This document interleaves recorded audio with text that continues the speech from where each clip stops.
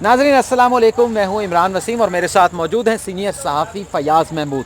नाज़रीन, आज Islamabad high court में नवाज शरीफ की दरख्वास्त ज़मानत के ऊपर और अपील के ऊपर समाअत हुई। नवाज शरीफ की जानिब से आज एक और दरख्वास्त जो है वो इस्लामाबाद हाई कोर्ट में दायर की गई। वो दरख्वास्त क्या थी?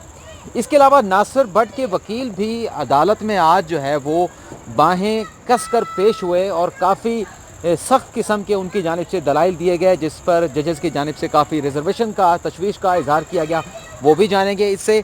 और आज जो जज साहबान हैं जो नवाज शरीफ की अपील के ऊपर, ज़मानत की दरख्वास्त के ऊपर समाअत कर रहे हैं, उन्होंने कमरा अदालत में एक शख्स को ओ मिस्टर कहकर पुकारा। वो शख्स कौन था और उसकी सरजनिश या उसके ऊपर बरहमी का इजहार क्यों किया गया?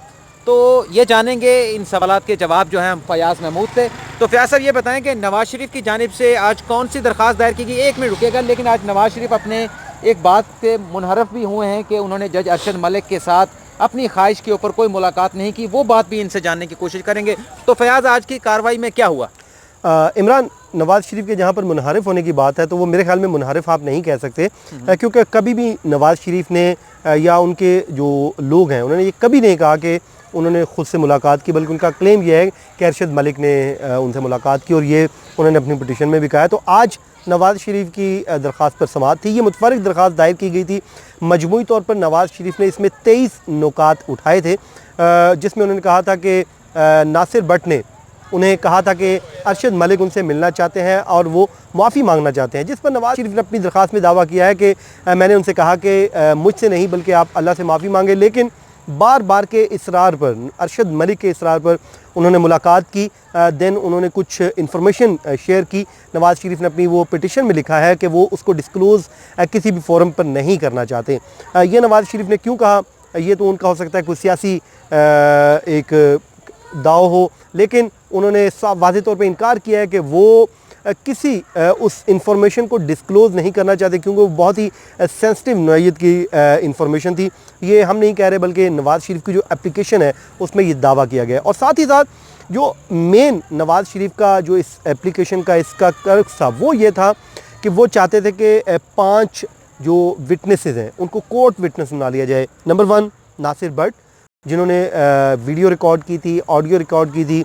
देन यूके जो फोरेंसिक एजेंसी है उसके जो 4 लोग हैं, जिन्होंने, एक ने वीडियो का फोरेंसिक किया, एक ने ऑडियो को किया, एक वो मोबाइल जो यूज़ हुआ था इस पूरे काम के लिए, उस मोबाइल का फोरेंसिक करने वाले माहिर को भी बुलाया जाए, या तो उन्हें बतौर कोर्ट विटनेस अदालत यहाँ पर बुला ले या पाकिस्तानी हाई कमीशन के ज़रिए उनका बयान कलम बंद कर लिया जाए। तो ये तो आज की प्रोसीडिंग थी। लेकिन ख्वाजा हारिस का जो मौक़िफ़ था, उनका ये कहना था कि क्योंकि सुप्रीम कोर्ट ऑफ पाकिस्तान ने एक पिटीशन पे फ़ैसला दिया जिसमें हम बराह रास्त फ़रीक थे, लेकिन हमें सुने बगैर अदालत ने उस पर फ़ैसला दे दिया, जिससे नवाज़ शरीफ जो बराह रास्त इफ़ेक्टी हैं, तो उन्होंने कहा कि हम सुप्रीम कोर्ट में क्योंकि रिव्यू में जा चुके हैं, वहाँ पर हमने अदालत से इस्तदा की है कि ना सिर्फ हमें सुना जाए बल्कि जजमेंट जो है उसको रिव्यू किया जाए, और ताकि क्योंकि मुतासरा फ़रीक हम हैं, हमें पहले सुन लिया जाए, उसके बाद सुप्रीम कोर्ट ऑफ पाकिस्तान उसका फ़ैसला दे दे। फयाज़, ये बताएँ कि ख्वाजा हारिस साहब के जो मौक्किल हैं वो महीनों से जेल में हैं। नवाज शरीफ जो हैं उनके सेहत के भी मसाइल हैं, जिस तरह की खबरें सामने आती रहीं, लेकिन ख्वाजा हारिस कहते हैं कि मैं दलाइल मुकम्मल करने में 3 महीने लूँगा। आखिर ऐसे कौन से आर्गूमेंट्स हैं जो 3 माह में मुकम्मल होंगे? अब देखें, ये तो ख्वाजा हारिस का राइट है, उनको मालूम है कि उन्होंने अपना केस कैसे लड़ना है। ये उन्हीं का राइट है कि वो किस तरीके से लड़ना चाहते हैं। उनको शायद जल्दी नहीं होगी बाहर आने की, और अगर उन्हें जल्दी नहीं होगी तो इधर से उनको निकालने की भी बाहर कोई इतनी जल्दी नहीं है। तो अब हालांकि देखा जाए तो बड़ा अच्छा केस बनता है अगर वो वीडियो स्कैंडल को सामने रखें, कोई बेल एप्लीकेशन मूव कर दें तो सस्पेंशन की तरफ मामला बढ़ सकता है, लेकिन वो नहीं कर रहे। वो पहले सुप्रीम कोर्ट का मैटर देख रहे हैं, और शायद हो सकता है कि वो उनको किसी की रिटायरमेंट का ऊपर इंतज़ार हो, आला दुनिया में से अच्छे वक्त का इंतज़ार करना चाह रहे हैं। वो अपनी अपील को अभी डिसाइड ना करवाना चाह रहे हो। अब अच्छा वक्त उनकी नज़र में कौन सा हो सकता है, ये तो वही बेहतर जानते हैं। आज नासिर भट्ट के वकील भी पेश हुए नाज़रीन, जैसे मैंने आपको बताया। वो आज यूं पेश हुए, यूं पेश हुए। ये क्या तरीका था उनका पेश होने का? इमरान, आमतौर पर तो आप कोर्ट कवर करते हैं, कोर्ट जब कवर करते हैं ना हम, तो आपको पता है जजेस अक्सर जब आते हैं तो वो वकीलों से पूछा करते हैं कि जी आज आप ताख़ीर से क्यों आए, आपको हम नहीं सुनते। यह आज अनोखा वाक़या हुआ कि जजेस आकर बैठे और नसीर भुट्टा साहब जो MNA भी रहे हैं लाहौर से मुस्लिम लीग नून के, वो आए, उन्होंने आते ही कहा कि शुक्र है मैं गुज़श्ता रात ही आ गया था, वरना तो ये हो जाना था, वो हो जाना था। उन्होंने कहा कि मैं रात जब यहाँ पर पहुँचा तो ये आज कोर्ट में जब पहुँचा तो अच्छी बात है कि मुझे यहाँ पर अच्छी कंपनी मिल गई, वरना मैं सो चुका था। तो जिस पे जजेस ने थोड़ा गुस्सा भी किया। उसके बाद जब उन जजेस ने उनकी दरख्वास्त पर रजिस्ट्रार ऑफिस के एतराज़ात पर बात की, उन्होंने कहा कि आप हमें बता दें कि आपका लोकल स्टैंड आई कैसे बनता है। उस पर आर्गूमेंट करने के बजाय उन्होंने जजेस के ताख़ीर के आने पर ज़्यादा आर्गूमेंट फोकस किया। तो जब बाद में मुस्लिम लीग नून के जो नवाज़ शरीफ की वकला की टीम है, मेरी उनसे आखिर में बात हुई, मैंने कहा आज नसीर भुट्टा साहब को क्या हुआ था।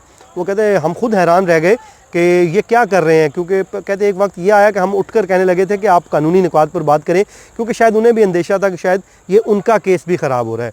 तो वो नोटिस भी नहीं करवा सके, जो ऑब्जेक्शन था रेज़ हुआ वो भी ख़त्म नहीं करवा सके, और वो एक तरह के खाली हाथ वापस लौट गए। सिर्फ वो जो बड़के शड़कें मारी और मारने के बाद चले गए, जो कि उनको नहीं करना चाहिए था। कानूनी केस है, इसको जब तक आप कानूनी तरीके से नहीं लड़ेंगे आप विन नहीं कर सकते। आपके जो भी रिजर्वेशन है उसमें आपने कानून के दायरा इख्तियार में रहते हुए करना है। और अगर खुदा ना खासा अगर आप समझते हैं कि आपके साथ कोई नाइंसाफ़ी हो रही है, तो उसका हरगिज़ ये मतलब नहीं है कि आप जजेस को यूँ प्रेशराइज़ करें, क्योंकि ऑलरेडी नासिर भट्ट पे तो इल्ज़ाम अरशद मलिक ने यही आयद किया हुआ है कि ये मुझे ब्लैकमेल करते थे। अगर इस तरह उनके वकील एक खड़ा होकर वो ऊंची आवाज़ में बात करेंगे या उनकी जजेस की नहीं सुनेंगे, तो फिर इल्ज़ाम को तक़वियत पहुंचेगी कि शायद वो उनको ब्लैकमेल करते रहे हैं। हालांकि इस बात को अभी साबित होना है, अरशद मलिक ने साबित करना है कि नासिर भट्ट ने उनको ब्लैकमेल किया था, और नासिर भट्ट ने ये साबित करना है कि उन्होंने उसे ब्लैकमेल नहीं किया था, बल्कि वो जो अपनी कहानी सुनाते हैं वो एज इट इज़ दुरुस्त है। तो मेरे ख्याल में ये रवैया दुरुस्त नहीं था। से मैं एक और सवाल भी करूँगा, लेकिन सबसे पहले आज कमरा अदालत में जज साहबान किस शख्स को मिस्टर कह के पुकारते रहे और उन पर बर्मी का इज़हार क्यों किया? वो कौन से साफ़ी थे? देखें इमरान, ये वहाँ पे होता रहता है, चीज़ों में चलती रहती हैं, दोस्त हमारे वहीं पे होते हैं, तो कोई ऐसा इतना बहुत बड़ा इशू नहीं था। एक वो वाक़या हुआ था छोटा सा, तो छोड़ें आप, अब एक हो गया था वाक़या। लेकिन आप ये मेरे ख्याल में आप तक आपकी चिड़िया ने आपको बात बताई है तो आप खुद शेयर कर सकते हैं नाज़रीन के साथ। अच्छा ये बताएं फयाज़, आप कानून को समझते हैं, मतलब थोड़ा रिपोर्टिंग करके बहुत सारी चीज़ें समझ आई जाती हैं। जो एब्सकॉन्डर होता है, लॉ से जो एब्सकॉन्डर होता है, अदालत से जो एब्सकॉन्डर होता है, उसके कोई राइट्स नहीं होते। तो नासिर भट्ट साहब भी एब्सकॉन्डर हैं कत्ल के मुकदमात में। नहीं तो मेरे ख्याल में उन्हें किस तरह से राइट ऑफ उनके वकील को हेयरिंग दिया गया? अगर तो वो एब्सकॉन्डर हुए तो उनको राइट ऑफ अपील नहीं मिलेगा जब तक वो सरेंडर नहीं कर देते, क्योंकि ये हमारा लॉ है। लेकिन हमारी अदालती तारीख में बड़ी चीज़ें हैं। मैं आपको इस्लामाबाद हाई कोर्ट की ही एक एग्जांपल दे देता हूँ।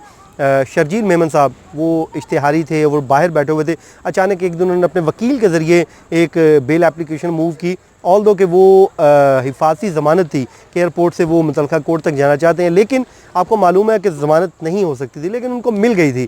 तो ये चीज़ें तो चलती रहती, लेकिन अभी देखना होगा कि वो वाकई एब्सकॉन्डर्स हैं। अगर होते हैं वो इश्तिहारी मुलजिम, तो मेरे ख्याल में उनको फिर राइट ऑफ अपील नहीं मिलेगा, ना ही वो अपील हो सकते हैं जब तक वो खुद आके सरेंडर नहीं कर सकते। बहुत बहुत शुक्रिया, फयाज़ हमारे साथ मौजूद थे। नाज़रीन, शुरू में मैंने कहा कि नवाज शरीफ अपने बयान से मुनहरफ हो गए। शायद मुनहरफ का लफ्ज़ मुनासिब नहीं था, फयाज़ दुरुस्त कह रहे थे, लेकिन जज अरशद मलिक की जानिब से कहा गया था कि उन्हें वो जाती उम्रा गए, उनकी नवाज शरीफ के साथ मुलाकात हुई, और जो बात मुझसे नासिर भट्ट कहलवाना चाहते थे मैंने वो नहीं कही, और उस पर नवाज शरीफ नाराज़ भी हुए। लेकिन अब दूसरा मौक़िफ़ जो है आज पहली मरतबा सामने आया है, और जो नवाज शरीफ का मौक़िफ़ है कि मुझसे मिलने के लिए जो है वो जज अरशद मलिक ने खुद इसरार किया था, और वो ये कहकर मिलना चाहते थे कि वो अपने किए के ऊपर, अपने फ़ैसले के ऊपर शर्मिंदा है और वो माफ़ी मांगना चाहते हैं। और आज नवाज शरीफ की दरख्वास्त में ये कहा गया है कि मैंने अरशद भट्ट से ये कहा था, जज अरशद मलिक से ये कहा था कि आप अगर माफ़ी मांगना चाहते हैं तो खुदा ताला से मांगें, अल्लाह ताला आपको माफ़ी दे सकता है। लेकिन उनके बार बार इसरार के ऊपर मैंने उनसे मुलाकात ज़रूर की थी। एक दूसरा मौक़िफ़ सामने आया। अब जज अरशद मलिक ठीक कह रहे हैं या नवाज शरीफ जो है वो दुरुस्त कह रहे हैं, ये मामला जो है जब अदालत जल्दी गुत्थी सुलझ जाएगी, क्योंकि अब ये मामला अदालत में आ गया है। पहले क्योंकि हर बंदा कहता था कि नवाज शरीफ नहीं आ रहा या वो नहीं आना चाह रहे, लेकिन अब तो मैटर आ गया है, अब तो इसको सुलझना है, इस गुत्थी को। अब ये मामला हाई कोर्ट में ज़ेर समाअत भी हो चुका है। नासिर भट्ट ने भी दरख्वास्त दायर कर दी है और उसके साथ साथ नवाज शरीफ ने भी दायर कर दी है, और अब उसमें अरशद मलिक को भी जो है वो फरीक बनाया गया है। और आज जो नोटिस जारी किए गए हैं वो किस किस को जारी किए गए हैं? उसमें नायब मेन फरीक है, उसको नोटिस जारी कर दिया गया है। तो अरशद उसके बाद मलिक अभी हाँ उनको नहीं अभी तक, पहले नैब को सुनेंगे, नैब सुनने के बाद फिर नोटिस जारी होंगे। तो अगर इसमें अरशद मलिक को भी नोटिस जारी किया गया तो फिर अदालत में आके हलफ के ऊपर इन तमाम शख्सियात को जो है वो सही बात है वो बतानी होगी। फिर क्रॉस एग्जामिन का राइट भी होगा, अगर अरशद मलिक आते हैं तो उनके ऊपर दोनों साइड्स के वकला क्रॉस एग्जामिन भी कर सकेंगे। बिल्कुल दुरुस्त। और जो सहाफ़ी थे जिन्हें आज जो है वो मिस्टर कह के पुकारा गया, वो हमारे साथी दोस्त भाई जो है वो मतीउल्लाह जान थे, जो अदालत में नसीर भुट्टा जब अपने दलाइल दे के अपनी सीट पर जाकर बैठ गए तो उनके कानों में जाके सरगोशी कर रहे थे, जो अदालत को मुनासिब नहीं लगा और उन्होंने जो है उनकी काफ़ी सरजनिश की। तो नाज़रीन, आज की इस वीडियो में इतना ही, आपसे इजाज़त चाहेंगे। अल्लाह हाफिज़।